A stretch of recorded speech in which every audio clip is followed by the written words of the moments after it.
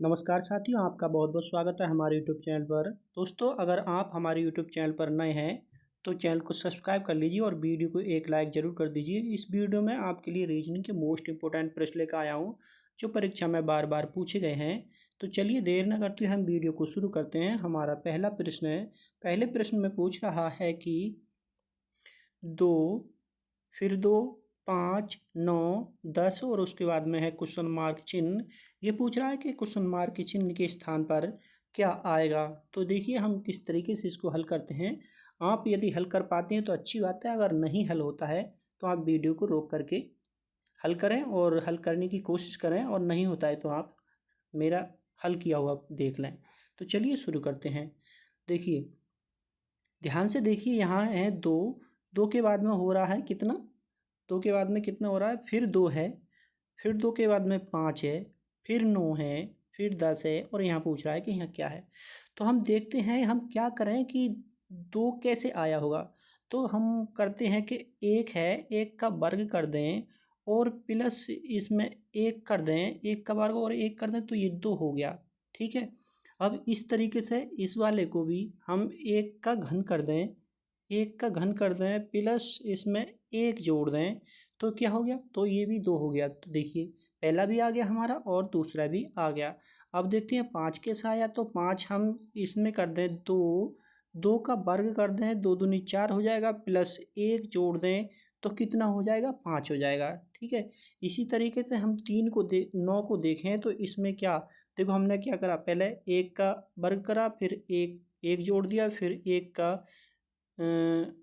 का घन करा, फिर 1 जोड़ दिया, फिर क्या करा, 2 का वर्ग करा और 1 जोड़ दिया, फिर हम 2 का घन करेंगे। तो देखिए 2 का घन करेंगे, 2 का घन करेंगे तो 2 का घन कर दिया प्लस 1 कर दिया तो 2 दूनी 4, 4 दूनी 8 हो गया, और 8 प्लस 1 9 हो गया। चल इसमें देखते हैं हम।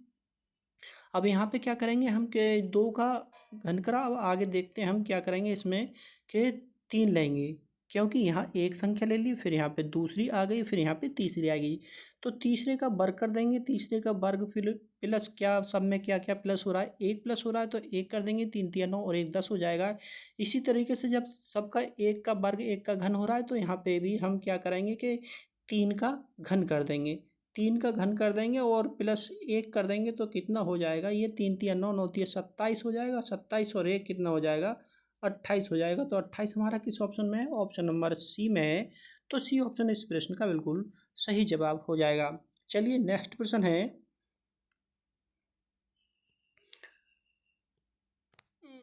अगला प्रश्न है, यदि जी का संबंध 27 343 से,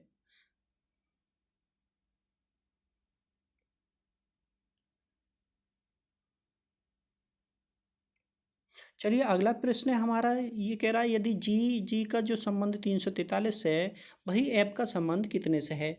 तो देखिए जी का मान कितना होता है, जी का मान होता है 7, और 7 का यदि हम घन कर दें, 7 का घन कर दें तो कितना हो जाए, 7 सत्ते 49 और 49 सत्ते 343, यानी 7 का घन होता है 343। तो उसी तरीके से हम यहाँ कर दें कि 7 का मान कितना होता है, 7 का वो सॉरी 6, एफ का मान कितना होता है, तो एफ का मान होता है 6।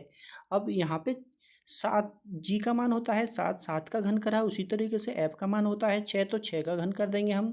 तो 6 का घन कितना हो जाएगा, 216। तो 216 6 का घन हो जाएगा 216। 216 हमारा किस ऑप्शन में है, तो ऑप्शन नंबर सी में है। तो 216 इसका राइट आंसर हो जाएगा। चलिए अगला प्रश्न देखते हैं। इस वीडियो का हमारा अगला प्रश्न है, अगला प्रश्न है नेफ्रोलॉजी गुर्दा से संबंधित है। नेफ्रोलॉजी गुर्दा से जैसे संबंधित है वहीं वहीं हृदय से क्या संबंधित है। तो देखिए जो गुर्दा है, गुर्दा के अध्ययन को नेफ्रोलॉजी कहते हैं, गुर्दा के अध्ययन को नेफ्रोलॉजी कहते हैं, वहीं हृदय के अध्ययन को क्या कहते हैं। तो गुर्दा के अध्ययन को नेफ्रोलॉजी कहते हैं, और तो गुर्दा के अध्ययन को नेफ्रोलॉजी कहते हैं, तो वहीं हृदय के अध्ययन को क्या कहते हैं, हृदय के अध्ययन को कहते हैं कार्डियोलॉजी। तो सी ऑप्शन आपका बिल्कुल सही जवाब हो जाएगा, कार्डियोलॉजी। चलिए नेक्स्ट प्रश्न है हमारा, अगला प्रश्न है, एक घड़ी में 5:20 बज रहे हैं, यानी 5:20 का समय हो रहा है। घड़ी की मिनट और घंटे वाली सुइयों के बीच का कोण ज्ञात कीजिए। तो देखिए कोण निकालने के लिए हमें कोई एक सूत्र याद होना चाहिए। ये सूत्र है हमारा 30 30H माइनस 30H माइनस होता है 5.5 मिनट का मान, मिनट मतलब m। तो देखिए हम 30 यहाँ लिख देंगे, 30 गुणा और h का मान, h बराबर होता है घंटा। आवर से h लिख देते हैं, तो आवर यानी जो बज रहे होते हैं वो आवर होते हैं, और इधर मिनट m इधर वाले जो होते हैं वो मिनट होते हैं। तो देखिए यहाँ h की जगह क्या रख देंगे, हम रख देंगे 5, माइनस का निशान ये वाला ले लेंगे, और 5.5 जो हमारा लिख रहा है इसमें। और देखिए m का मान कितना है, m का मान है 20, तो यहाँ ले लेंगे हम 20। देखिए अब 5 की गुणा और 30 की गुणा करेंगे तो ये हो जाएगा तुम्हारा 150 हो गया, माइनस निशान आ गया। और 20 की गुणा जब 5.5 से करेंगे तो 20 पंजे 100, और फिर 20 के आधे 10, यानी 100 और 10 कितना हो जाएंगे, 110 हो गया ये।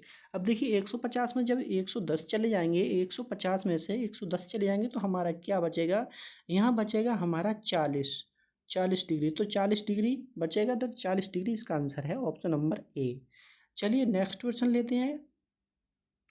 अगला प्रश्न है, माउस का जो संबंध KPSTC है वही संबंध लाइट का किससे है। तो देखिए हम इस प्रश्न को करने के लिए क्या करते हैं कि m देखते हैं, m कितने नंबर पे है, m है 13 नंबर पे, और 13 से k हो रहा है यानी 11 नंबर हो रहा है, तो k आता है 11 नंबर पे। यहाँ से कितना हो रहा है, यानी 2 की कमी हो रही है। तो हम समय बचाने के लिए अपना यहाँ पे करेंगे, हम यहाँ से एल का कितना होता है, 12 नंबर होता है, और 12 नंबर में से 2 घटा देंगे तो क्या आ जाएगा, 10 नंबर। और 10 नंबर पे क्या होता है, जे। तो जे हमारा कौन से ऑप्शन में है, बी और सी ऑप्शन में है, ए और डी ऑप्शन हमारे गलत हो गए।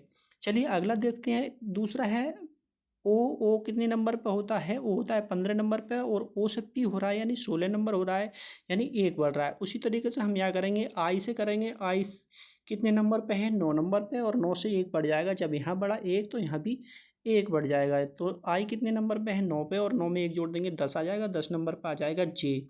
तो जे कौन से नंबर पे है, तो जे इसमें सिर्फ एक जे है और इसमें जे है, तो बी ऑप्शन आपका करेक्ट आंसर हो जाएगा। चलिए अगला प्रश्न लेते हैं।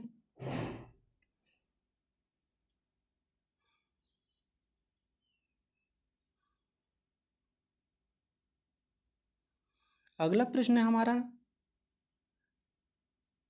ईसी का जो संबंध 70 से है वही संबंध आपको डीई का यहाँ बताना है। तो देखिए हम क्या करेंगे कि सी हमारे कितने नंबर पे आता है, सी आता है 3 नंबर पे, तो हम यहाँ 3 लिख लेंगे। और ई कितने नंबर पे आता है, ये आता है 5 नंबर पे, तो 5 लिख लेंगे। अब हमारे यहाँ दिख रहे हैं 35 को हमें 70 लाना है, तो हमें सीधी सी बात है कि 2 से गुणा कर दें। जब 35 को 2 से गुणा कर देंगे तो आ जाएगा बराबर में 70 आ जाएगा। उसी तरीके से हम इसमें करेंगे। देखिए डी का मान कितना होता है, डी का मान होता है कितना, 4, और बाद में है ई, तो ई का मान होता है 5, और 45 है। 45 को जब यहाँ हमने 35 को 2 से गुणा कर दी, तो यहीं 45 को 2 से गुणा कर देंगे, और 45 दूनी कितना हो जाएगा, 90, तो यहाँ लिख देंगे हम 90 हमारा किस ऑप्शन में है, ऑप्शन नंबर ए में, तो ऑप्शन नंबर ए आपका सही आंसर हो जाएगा। चलिए अगला प्रश्न लेते हैं। प्रश्न नंबर 7 है, किसी निश्चित कोड में ऑर्गेनिस को इतना लिखा जाता है, तो इसी कोड में डेस्टिनाइट को कैसे लिखा जाएगा। आप यहाँ पे देखिए, हम थोड़ा जटिल प्रश्न है, यहाँ हम ये पहला हम लिख लेते हैं,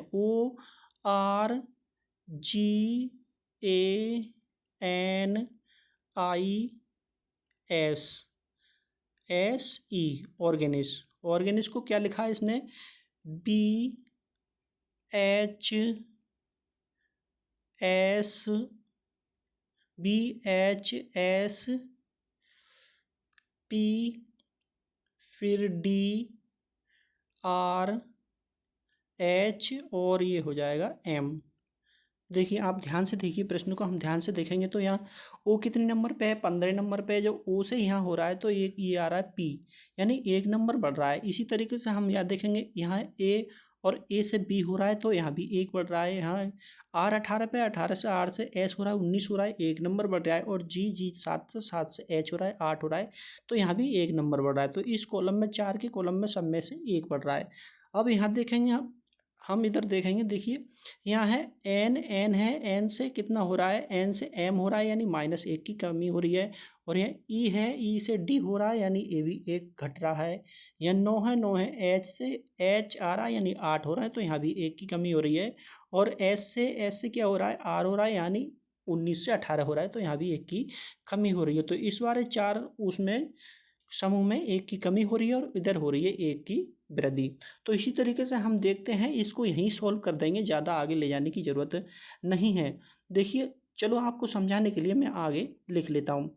देखो यहाँ लिख लेते हैं D, D E, D E, फिर उसके बाद में क्या है, एस है, टी है, और आई, एन, ई, डी, डेस्टी, डेस्टिन्ड। तो देखिए यहाँ देखते हैं हम क्या 4 का समूह बनाया इन्होंने।